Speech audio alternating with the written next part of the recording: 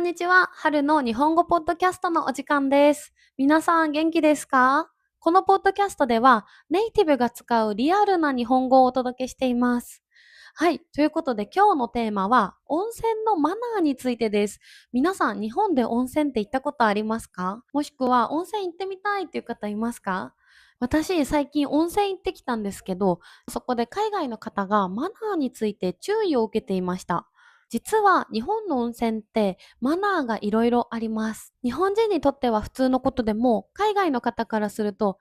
これもダメなの？そんなマナーがあるの？って驚くこともあるかなと思います。なので今日のポッドキャストではそんな日本のマナーについて皆さんにシェアしていきたいなと思います。それではまず温泉のマナーについて紹介する前に、日本の温泉の歴史についてお話ししていきたいと思います。実は日本の温泉の歴史ってとっても古いです。一番古い記録だと1000年以上前から温泉はあったとされています。昔の温泉は今みたいに体を癒すっていう場所だけではなくて、戦いで負った傷を癒したり、病気を治すための場所として使われていました。これを湯治と言います。漢字ではお湯で治すと書いて湯治です。今と少し違うかもしれませんが、長い間温泉は体を癒す場所として使われてきました。そして江戸時代になると人の移動が盛んになってきました。それに合わせて温泉も人が体を休めたり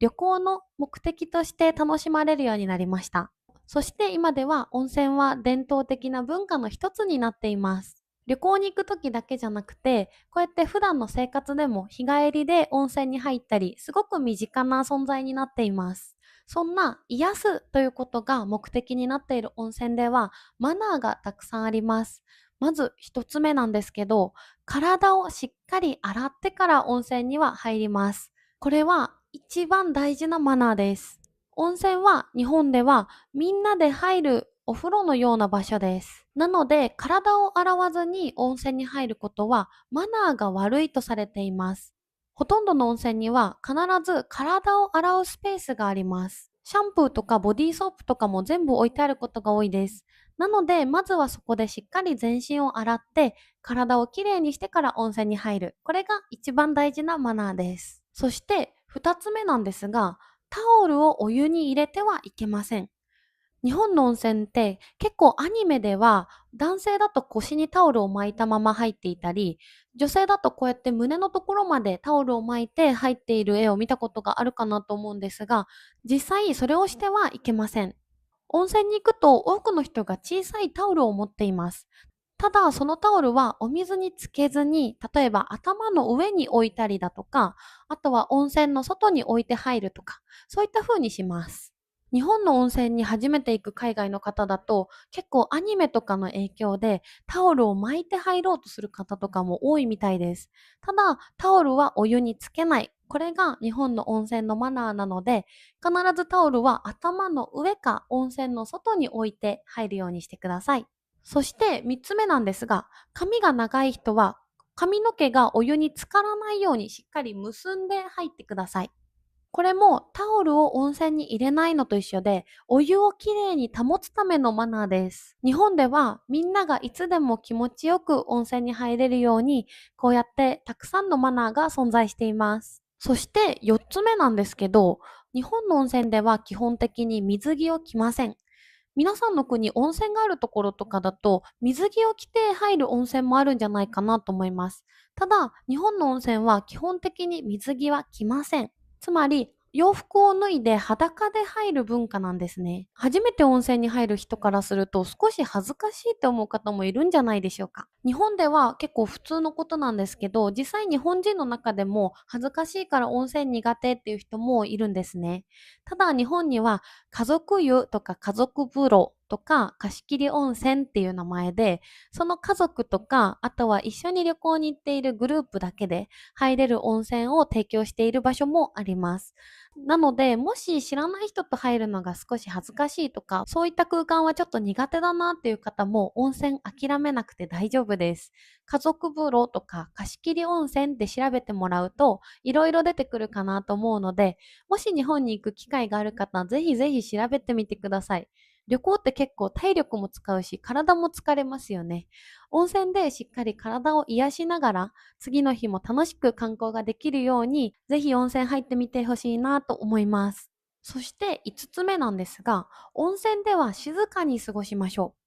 温泉は体を癒す場所です。もちろん、一緒にいたお友達とかとお話しするのは OK です。ただ、大きな声でお話をしたり、あとは足をバタバタさせて泳いだりとかっていうのは絶対に NG です。ゆっくりお湯に入って体を休めてリラックスする。そんな日本らしい温泉の楽しみ方を皆さんにも体験してみてほしいなと思います。ちなみにタトゥーがあると日本の温泉は入れないとかって聞いたことある方いるんじゃないでしょうか。日本では昔タトゥーはあんまりイメージのいいものではなかったんですね。なので温泉によってはタトゥーがあると入れないところもあります。ただ最近は海外の観光客の方も増えているので、タトゥーがあっても大丈夫ですっていう温泉だったり、タトゥーを少し隠してくれれば問題ないですっていう温泉増えてきてます。ただ場所によってはやっぱりまだダメですっていうところもあるので、もし温泉に行く際は事前に調べてみてください。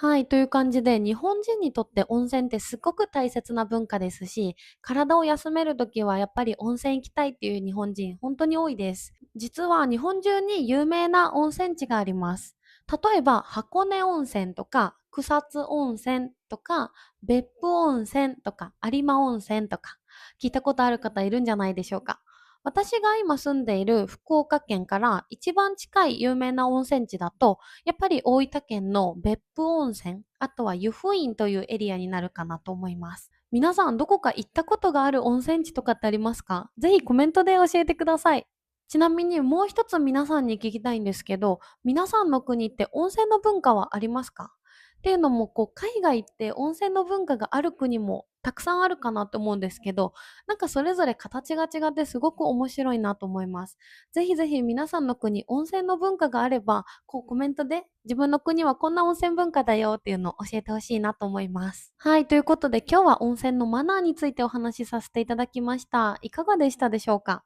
日本の温泉ってほんと場所によってお水の種類が違ったり、雰囲気とかも違ってすごく面白いです。ぜひ今日のポッドキャストでお話ししたマナーを守って日本の温泉楽しんでください。はい、ということでまた次回のエピソードでお会いしましょう。またね。